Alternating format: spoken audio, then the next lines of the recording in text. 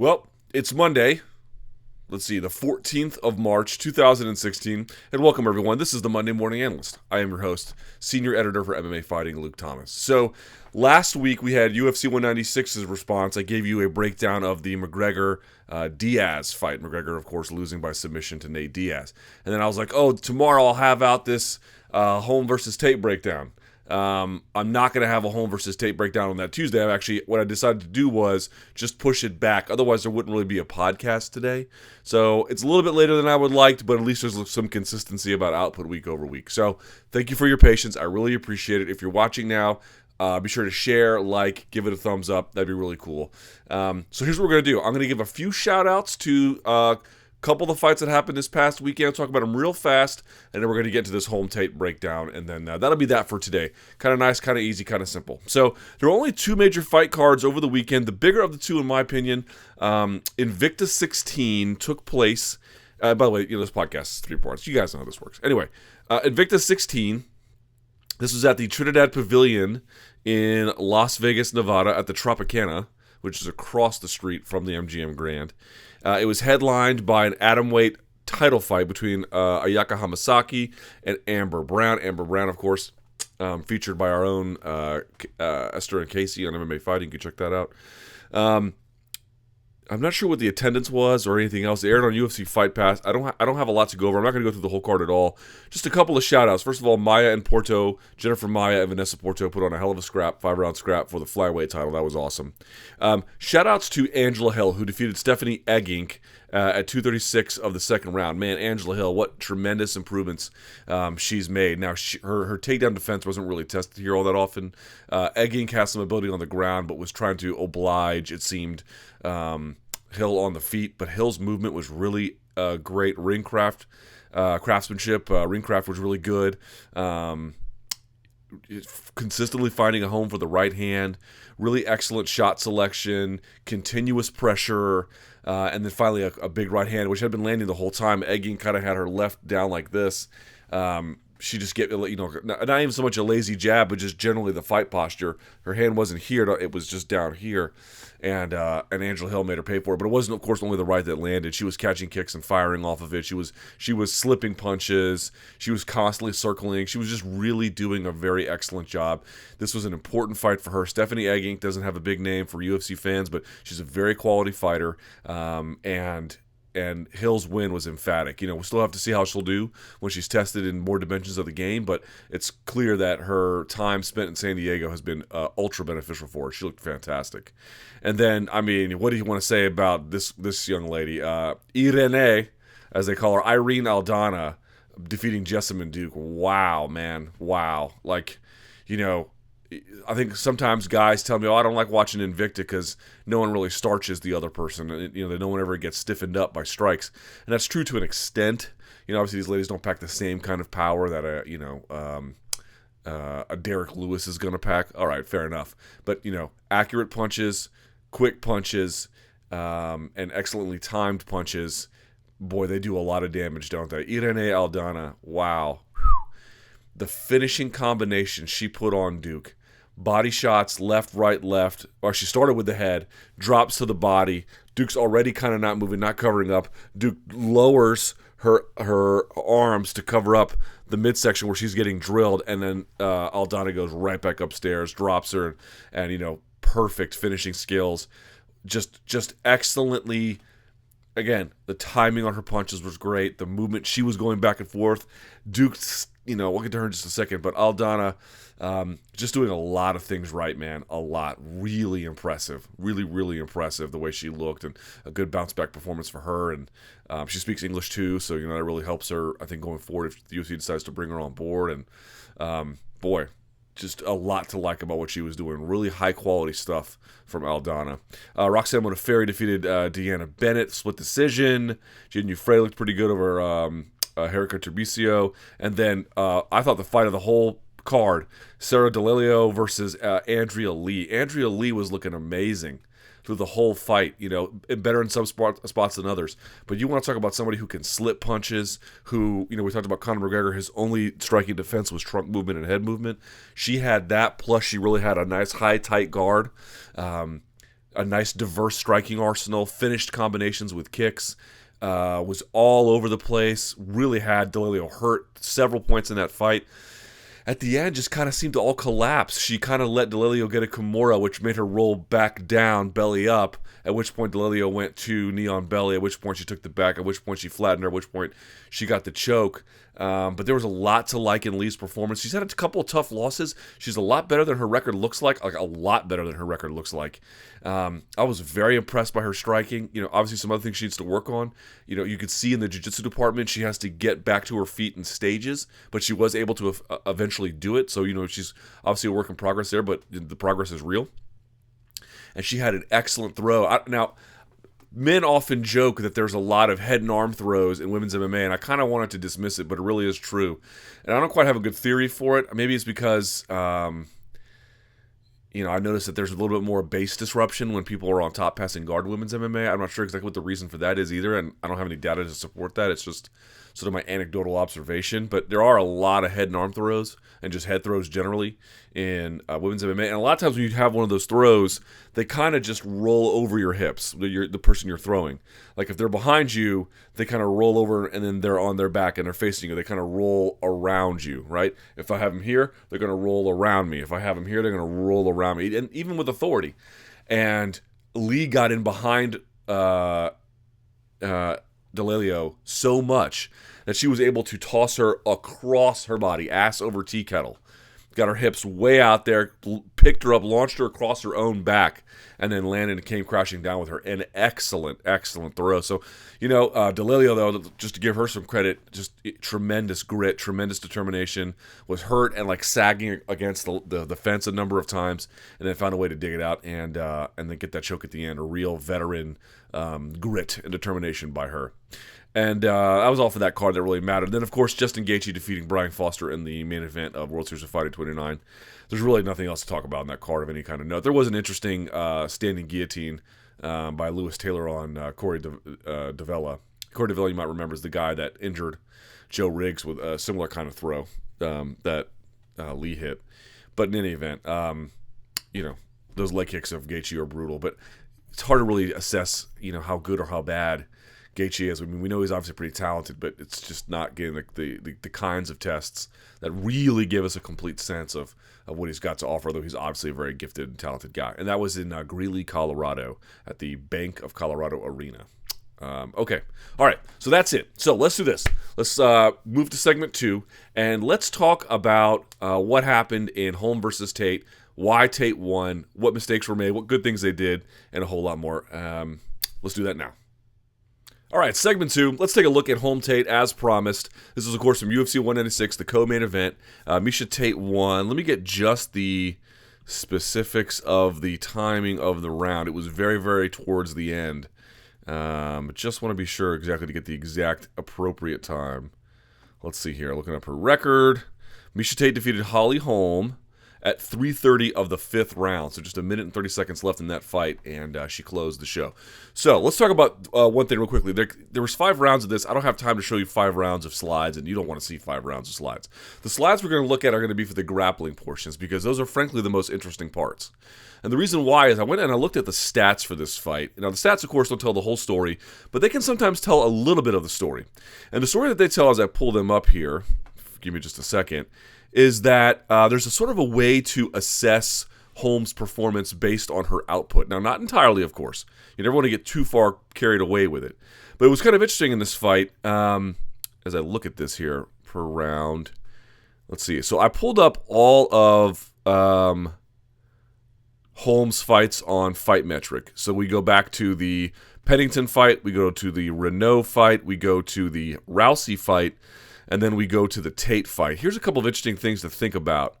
The only times, there's been 3 occasions where Holm fights someone, and in a round, they score less than double-digit significant strikes. Raquel Pennington and Holm each only landed 8 significant strikes in the first round of their bout. Rousey only landed 2 in the second round of her bout. You can understand why. And then in this particular case, Miesha Tate, I don't think she ever scored double digits except for that second round that she was in. She scored only 7 significant strikes in the first, 7 in the third, 7 in the fourth, and 8 in the 5th. That's it. The only time she had double digits was 11, just 3 more than her highest total, and that was in the second round when she was, on top and banging with elbows.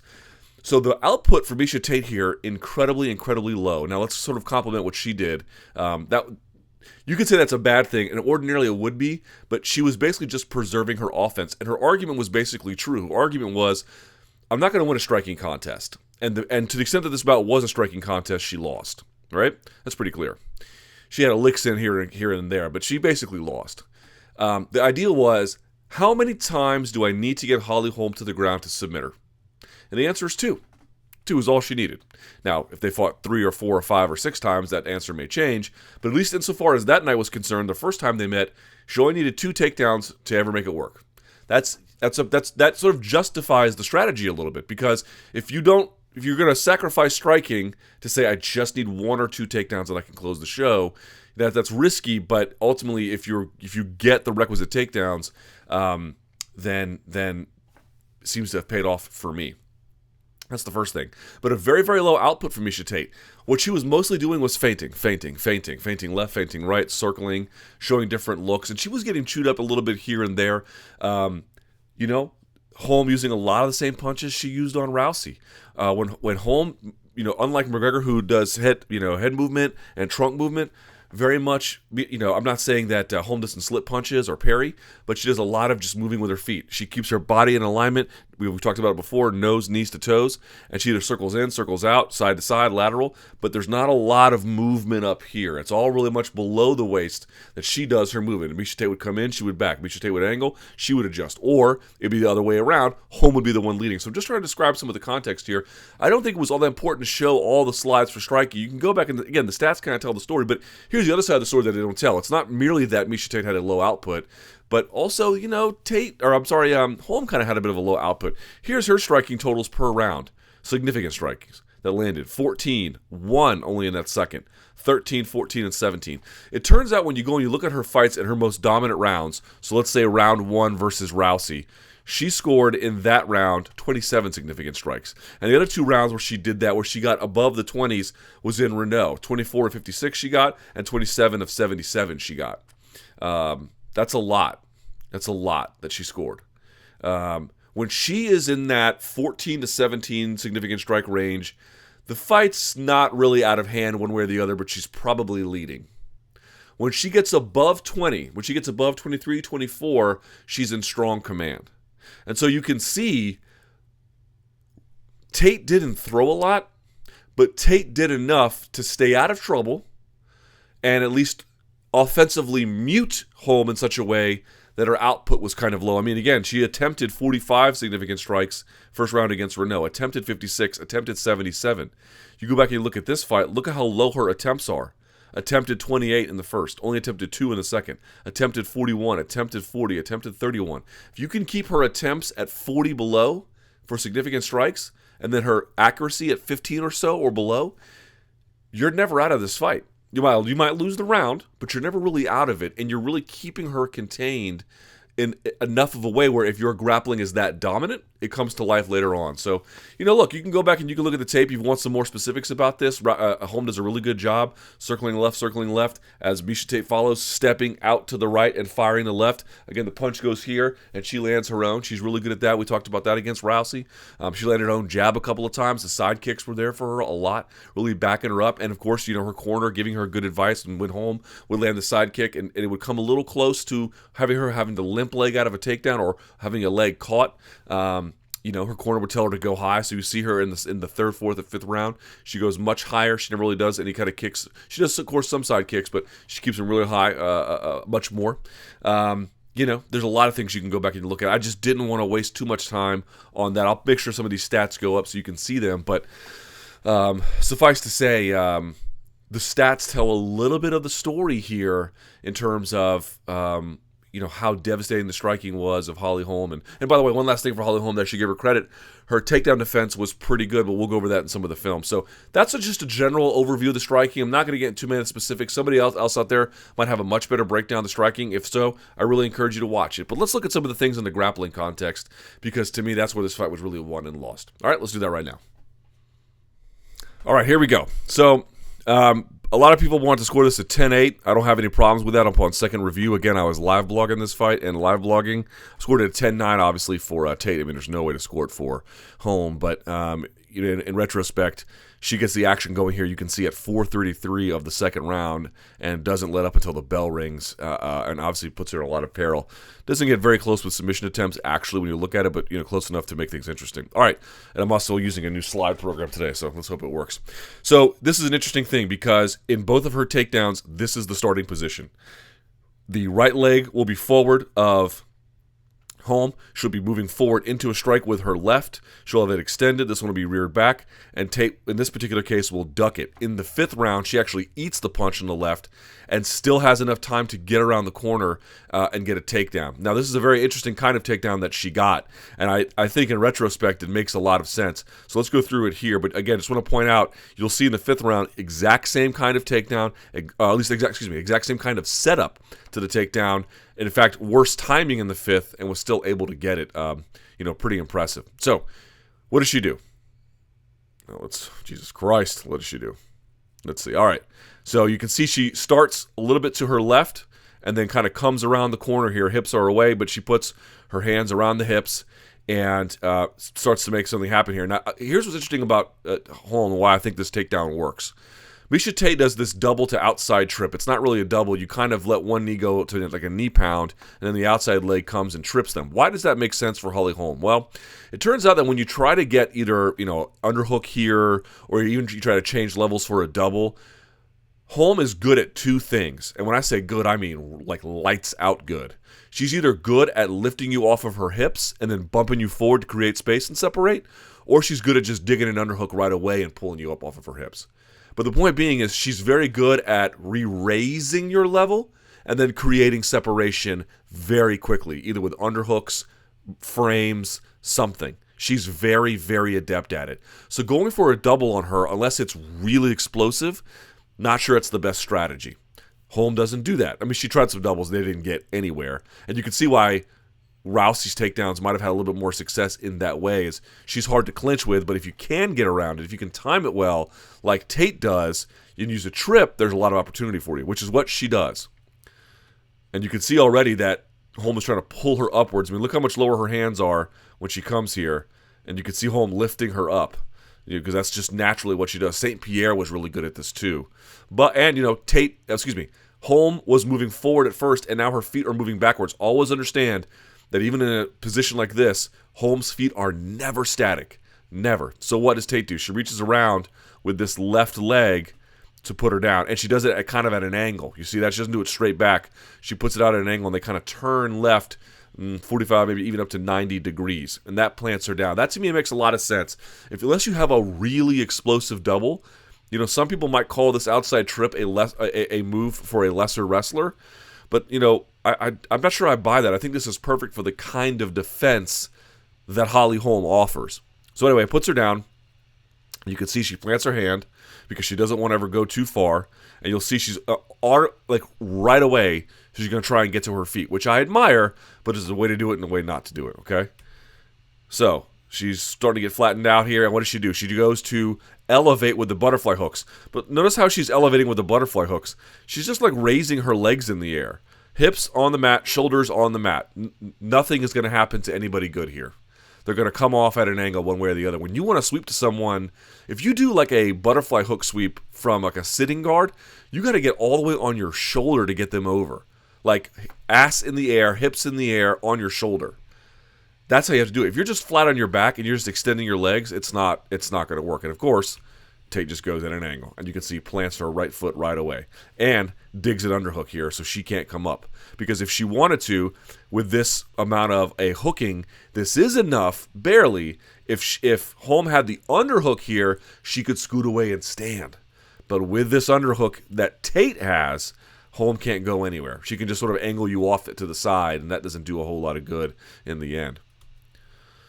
So Tate begins to reestablish the position, and you can see, Holm is on her hip, but she's about to surrender the whole position because, she tries to lift here, but she doesn't get like an effective hook on the inside. Like the instep should be like the top of the thigh, and you can see, Tate trying to clear it.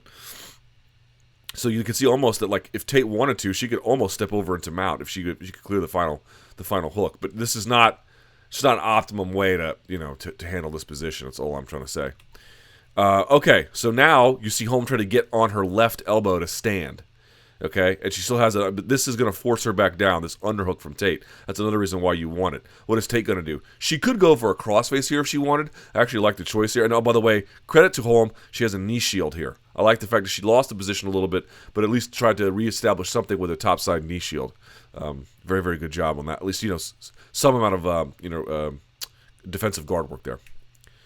Tate's going to go for the top of the head, like a headlock, a front headlock. And this position here is really, really powerful. You can really control someone. You can pull them off of their base. You can, if someone controls your hips and your head, or at least your head and underhook, even if it's a crossface or behind the head like this, it's just a bad place to be. So of course, what happens? She's on her elbow here, but you notice like the shoulder. Like it's one thing to be on your. You ever done planks? You ever done planks before, where like you're trying to like work on your core and you're on your elbows or maybe on your hands, depending on what they teach you to do.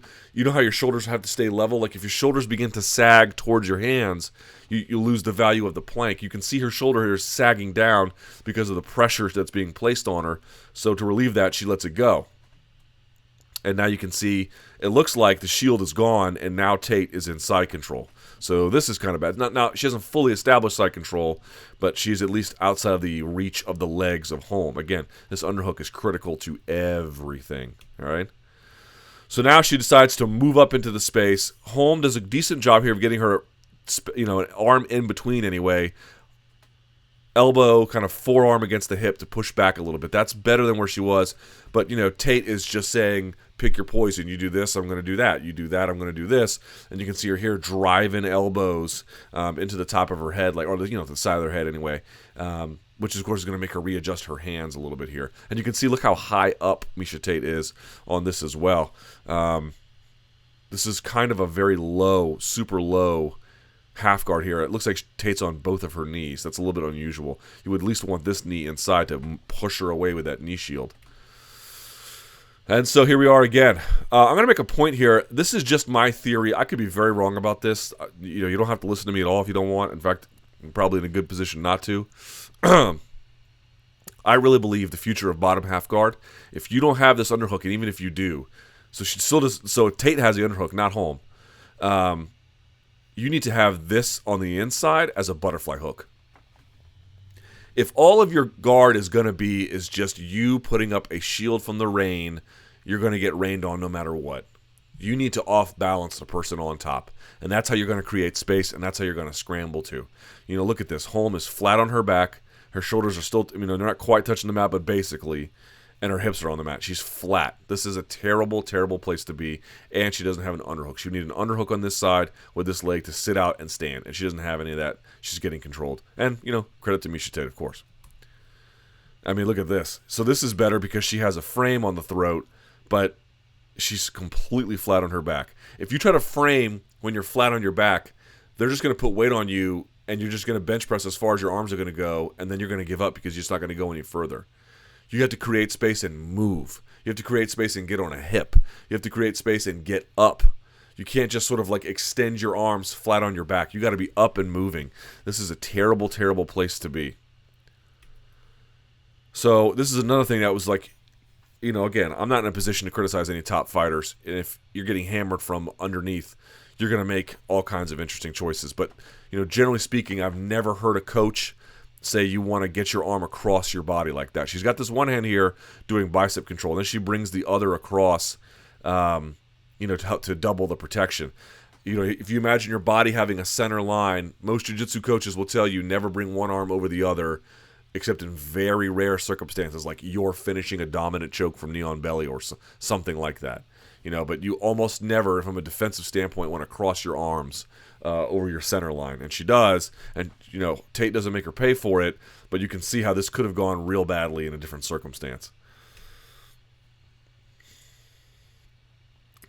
All right.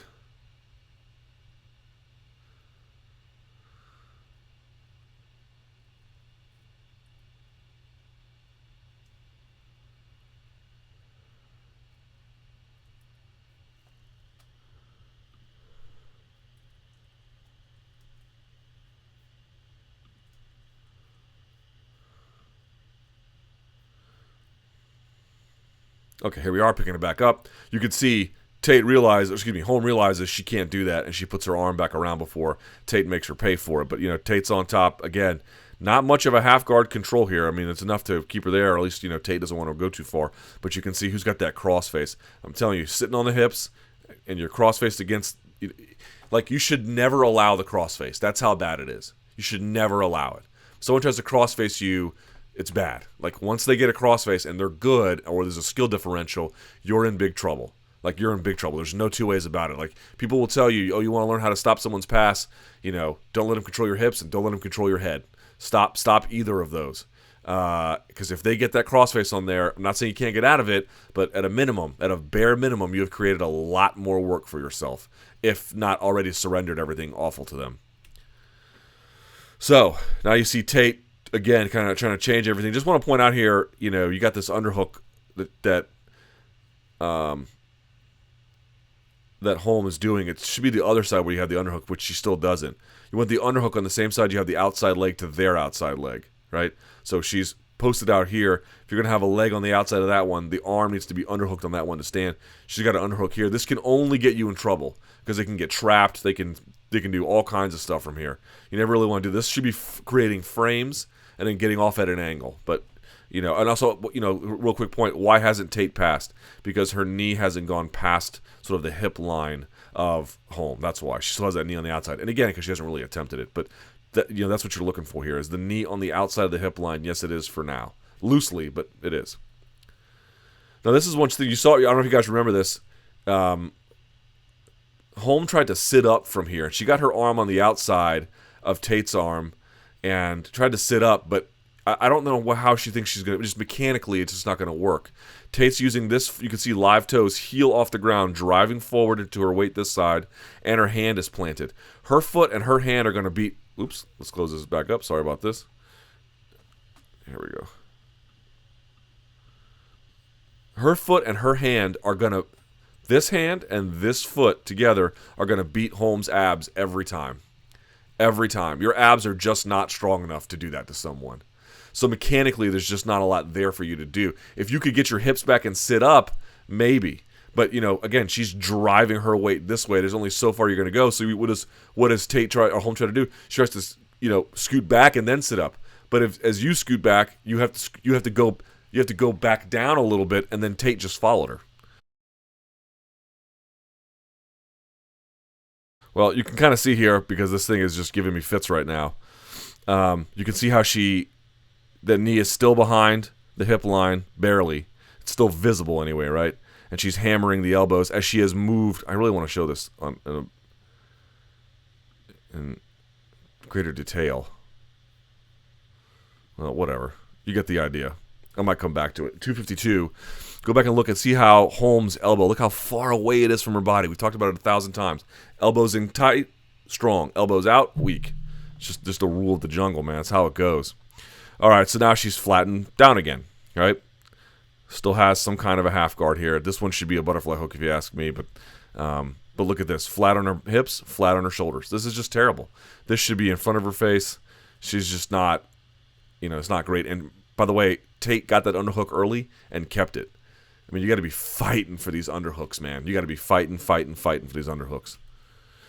So, what does she do? She tries to get to her left, Holm does, and roll. Again, she's going to try and get that elbow down. This is not a bad idea, trying to get the elbow down, but she's got nothing like this should be an underhook here to help protect her and help her, create a block so she can get her weight out behind her, scoot out and behind at an angle, not just up. She's trying to sit up almost in a way, and without this right arm being an underhook, it's just not going to work, all right? So here's where it gets kind of interesting. You can see Tate is, now there's almost no half guard. I mean, she wanted to move into mount, she could. You can see she's got this like underhand thumb up grip. I bet that works because your thumb can kind of slide into the groove of your opponent's glove and tape. Now, you can't hold their glove, but if your hand slides into a groove that the leather creates, that probably works well for you. You can see that again here. I mean, this is just pretty terrible too, right? Like, she would need an underhook here to stand because this is the outside leg. She's got her hips going here. Now, you're about to say, well, why doesn't she just get to her left so she can protect her arm? Well, if she does that, she surrenders the mount. We saw that last week, right? Or 2 weeks ago. So because if she brought this knee down, if Holm brought her right knee down, Tate would just slide the left knee out. Boom, you're in big trouble. So she can't really do that. So that's a problem. And this would have to be inside, but she's getting controlled here. This is a difficult spot, man. This is just a superior grappler on top of a lesser grappler. That's just what this is. Period. So, is this the one? Okay, here we go. This is where everything goes from bad to worse. Holm is going to try a hip bump sweep, but this is a bump sweep that they teach you from side control. So what you're going to see is Tate is going to raise her base in the air and try like a knee slice pass. As she does it, Holm tries to time it and get her elbow across the stomach of Tate so she can hip bump, throw her by her, and then roll to her base. But the problem is she, in my judgment, mistimes it. This is something that works from side control, and I'll show you why it works from side control here in just a second. Let's go to here we go. Check this out as this video loads. We'll go here and we'll watch this. Now watch this. This is slow. You see Tate is going to raise her base in the air because she wants to get this knee through. Now let me stop it here. Okay, here's what Holm's about to do. Holm is going to bump in the air so she can bring her left arm across and basically underhook this side of the ribs of Tate. She wants to corkscrew left leg over right, and you'll see this in just a second, and then she wants to come out. And I'll show you what's wrong with this. Here we go. She bumps. Here comes the left arm through. See that? These are just individual slides I put together here. Understand that. Not putting any video on here. She's going to come out. Now stop here. You see where she's going now. She's going to go hip down. She's going to get to her feet. But what is the problem with that? It's this whole thing. And here's why. There's a couple reasons for it. So what is the problem here? The reason why this escape works from side control and not really topside half guard, that where somebody hasn't even finished a pass, is because when you do it in side control, when you come out to a base, you come out facing them at almost a 90-degree angle. Remember, in side control, you're in a 90-degree angle. When you do this escape, you come out facing them in that way, which allows you to launch your own takedown, which allows you to back out, allows you to get your hands up. It allows you to do all kinds of number of things.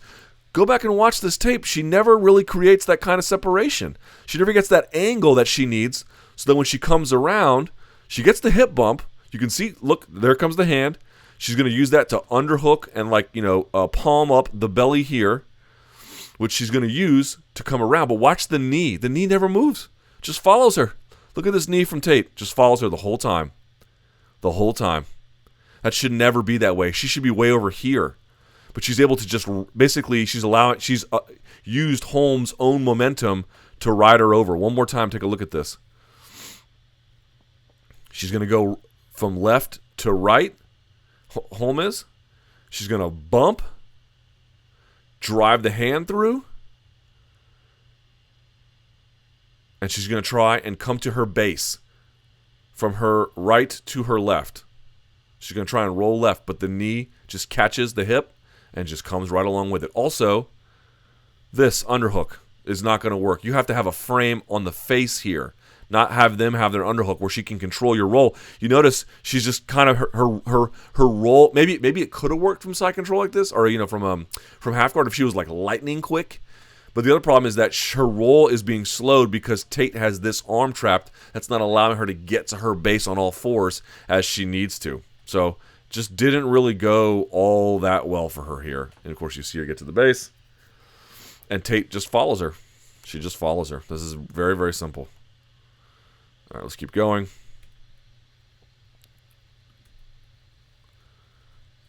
All right, so now we have Tate basically on the back, doesn't have the hook in. Now she has the hooks in and is going to get ready to flatten. This is good from Holm. It's good basic defense, 2-on-1, but you would want, you want their arm. You want to have your ear like on the back of this, man. You want to have it so far extended that they can't do anything. I don't ever feel comfortable trying this without that. So now you see two hands here as Tate tries to sink the choke. More of a gable grip here. It doesn't quite have it all the way through. Tate gets 2 on these. That's going to be good enough because it's not all the way through. You can probably stop it. There's space here. I just want to point out something here because you can see what Tate's about to do. She's about to slide the choke in. Hand on the mat, hand here. Look at there's, you can see daylight chin to chest here from Holm. There's just a ton of space. Crazy, right? It's just not going to work this way, guys. It's just not going to work this way. So what happens? Whoop, choke comes right in. So you should have had this hand up, chin should have been down. Again, when I say should have, I can't tell her to do that, but I'm guessing that most coaches probably won't disagree with that. Everyone's different maybe, but this is just way too much unoccupied space that's unprotected, in my judgment. So then there comes, she launches the choke, hand on the mat. She gets yanked backwards. BJ Penn is the best. Why do you yank someone this way? Because you yank them off of their base. They can't control it. That's a great thing that Miesha Tate does here. And you can see what's the difference here. Top hand attacking the top hand. You always want to attack the high hand. That's the one that's going to be sealing everything. And you see that she kind of gets her hand here, just not the one across the throat. Elbow is not quite centered under the chin. So she's stopping here, stopping the high hand. But you can see she's touching the high hand here. Two hands on the high hand of Miesha Tate. Frank Mir is very famous for saying, if you're in the same weight class as someone, they shouldn't be able to rear naked choke you from behind with one arm.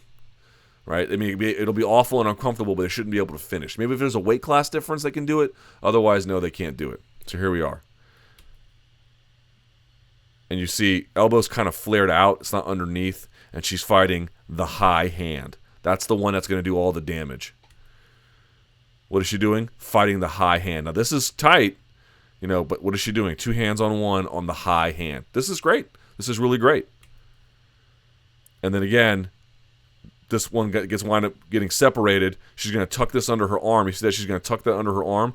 So Tate's right arm is tucked under her right arm, and now she's controlling the high hand here. So she's in good shape. Then she gets a 2-on-1, and the round ends. Okay, so now let's take a look at what happens in the fifth round and why that's very, very different.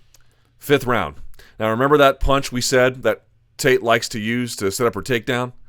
She's going to wait until the right leg is forward, and she's going to wait for a left to get under. Now, she's actually going to eat this one, but this is the same setup. She was waiting for Holm to extend on the left on her cross, on her big punch. That's the one your jab, you're not as committed on it, right? It's when you jab and then cross, your weight's going to be more committed in a forward direction. That's what Tate was waiting on. And of course, now she eats this one, and you can see the angle that Holm steps out at, but it's not enough because here comes Tate. Hips facing like this way, Holm facing this way. Interesting to note that. And she gets this. Now, I want to point out something here. You're going to watch her. Tate is going to bring this right foot, and she's going to put it to the outside of the right foot.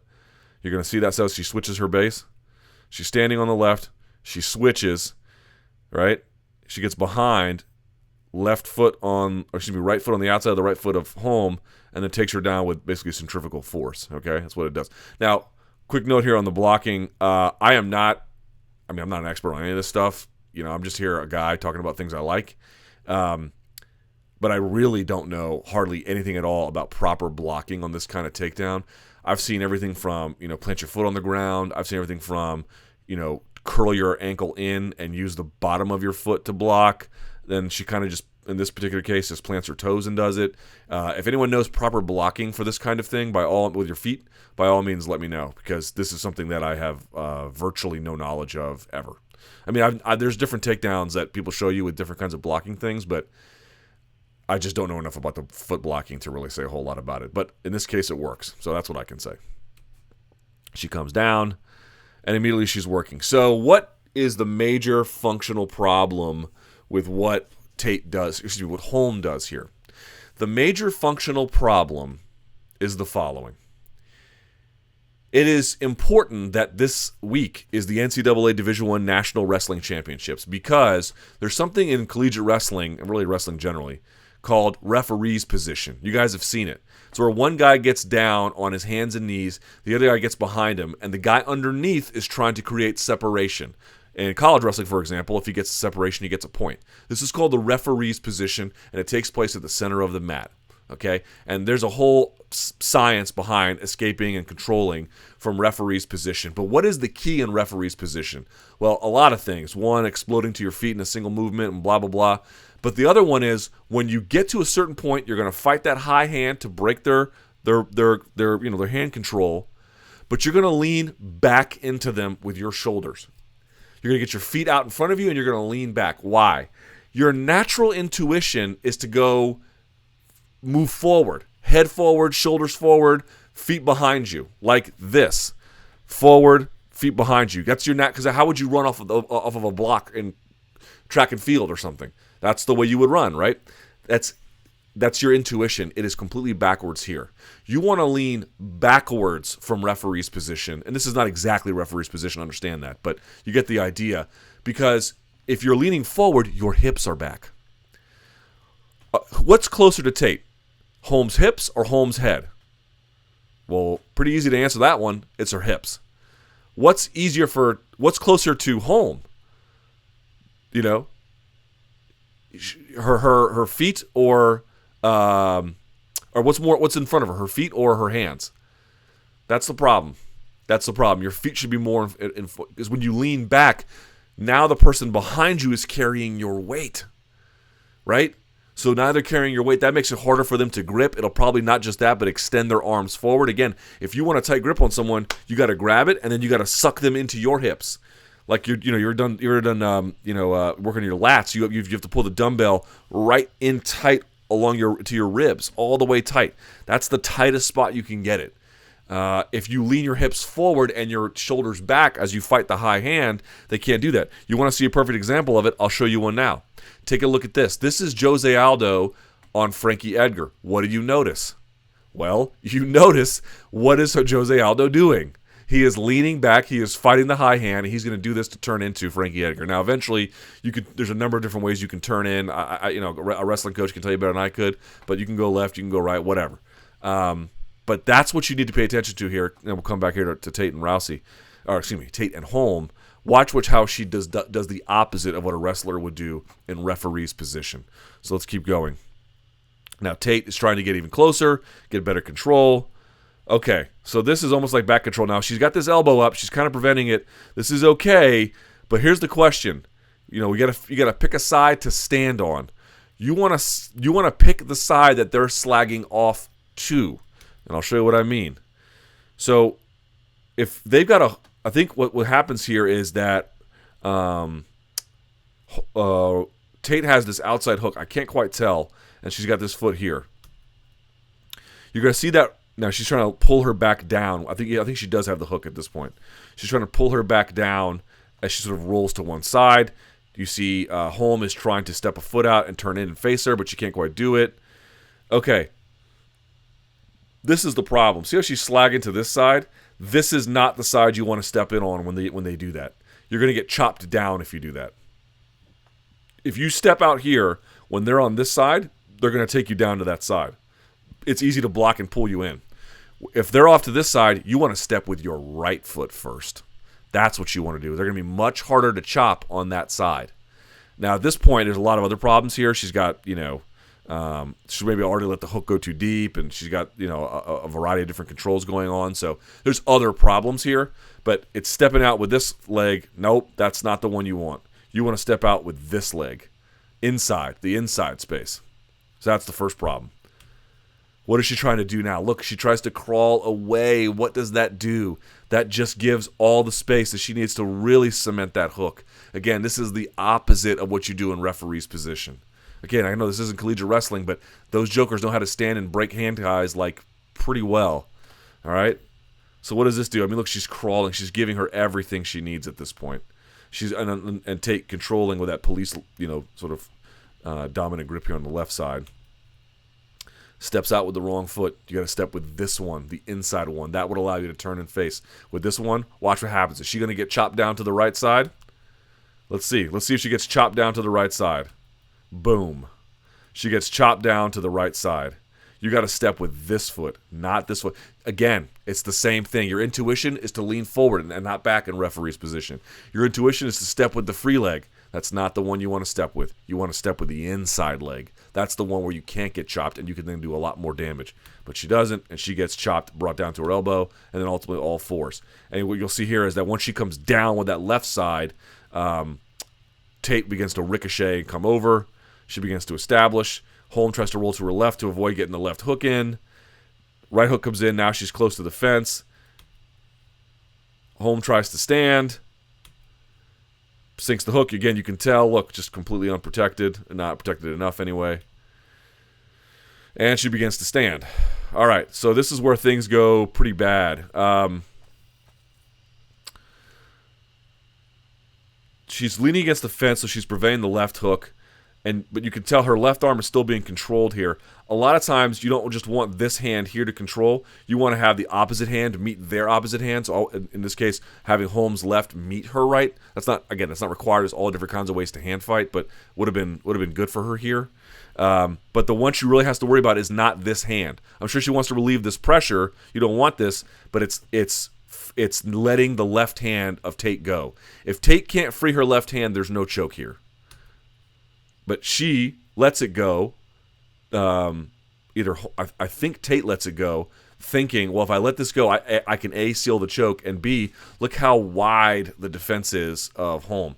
She doesn't like shoot her hand straight up. She kind of comes out with it, out at an angle, which is too slow, because now she's trying to fight that high hand, and it's not going to work. Okay, so the fight's over here. Now, I'm not sure how much time is left on the clock, but this is where the fight is over. It's completely done. Look at this choke.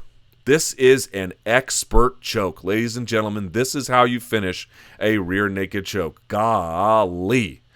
This hand can't be peeled. Once someone is here, you are done. This hand would have to come over and on top of the head. It's not going to work. They're going to be so tight on you. You can see the elbow is like in line with the chin here. This is it. The fight's over. Holm doesn't know it yet, but trust me. Head to head, hand tucked behind the head. This is even better than Nate Diaz had it on Conor McGregor. This is perfect. A perfect choke. The fight is over already here. Once they get it here, where they're tucked behind the head, and then they're pressing it down, and they're like a violin. She's pressing it into her face. It's over. All right, now what's Holm going to do? She's going to try and throw her here. But here's the problem. This hook, as Tate goes over, just brings herself over, because at this point, Tate is attached to Holm's back, not merely her throat. This attaches her to her hips. Watch. She's going to go over. Where's that hook? Here's that foot. See the outside foot? The hook is just going to bring... Here's that hook. It's just going to bring her over. There's the hook. All the way through. There's the hook. And now, she can swing the other one on top. Look at her face. Just, squeezing with God almighty force. And now, just want to make a quick note. Look at how the ribs are pointing out of Holm. That means that Tate is doing both the choke and she's stretching. She's stretching in a kind of convex way here the back of Holly Holm, which is also very painful. And then you can see, look, you can't even see the left hand of Tate. Is that crazy? It's buried under there. And here again, this is when the fight is over. Look at her. This is why she lost this particular exchange. Look at this. The left hand is up here, and she's got two hands on the bottom one. It looks like this does not look like it's attacking the top one to me. Once you need to be attacking the high hand, and once the high hand gets here, it's too late. It's over with. Look at that. This fight is over right here. Right here, this fight is over. Sometimes you guess you can shuck guys over if they're really loose, but it's not going to work this time. And that's it. That is how Miesha Tate beat Holly Holm. All right, last but not least, third segment, very quickly, we just take a look at what's coming up. There's only one major event this coming weekend, I believe. This is going to be UFC Fight Night 85. This will be at the Brisbane Entertainment Centre in Brisbane, Australia. This, of course, is going to be headlined by, Mark Hunt versus Frank Mir. That should be interesting. Neil Magny versus Hector Lombard. Neil Magny is a favorite. Think about that. Jake Matthews versus Johnny Case. Dan Kelly versus Antonio Carlos Jr. That's a fun fight. James Tahuna versus Steve, is it Bosse? I can never pronounce French properly. Beck Rawlings versus Seohee Ham. Ham is about to go ham on her. Brendan O'Reilly versus Alan Juban. Dan Hooker versus Mark Ediva. Leslie Smith versus Rin Nakai. Rin Nakai is back, y'all. Richard Walsh versus Viscardi Andrade. Ross Pearson, Chad Laprise, and then Alan Patrick, Damian Brown. The last two will be on Fight Pass. All the rest will be on Fox Sports 1. So I guess that's taking place on a Sunday morning then, Saturday evening for us. Okay, so that will do it. Guys, you can give me, again, share this video. Really appreciate it. Thank you for your patience and waiting for this. Still got it up, still got it done, and thank you so much. So until next time, appreciate you watching. Like, share, Follow me on Twitter at SBN Luke Thomas. And until we meet again, enjoy the fights.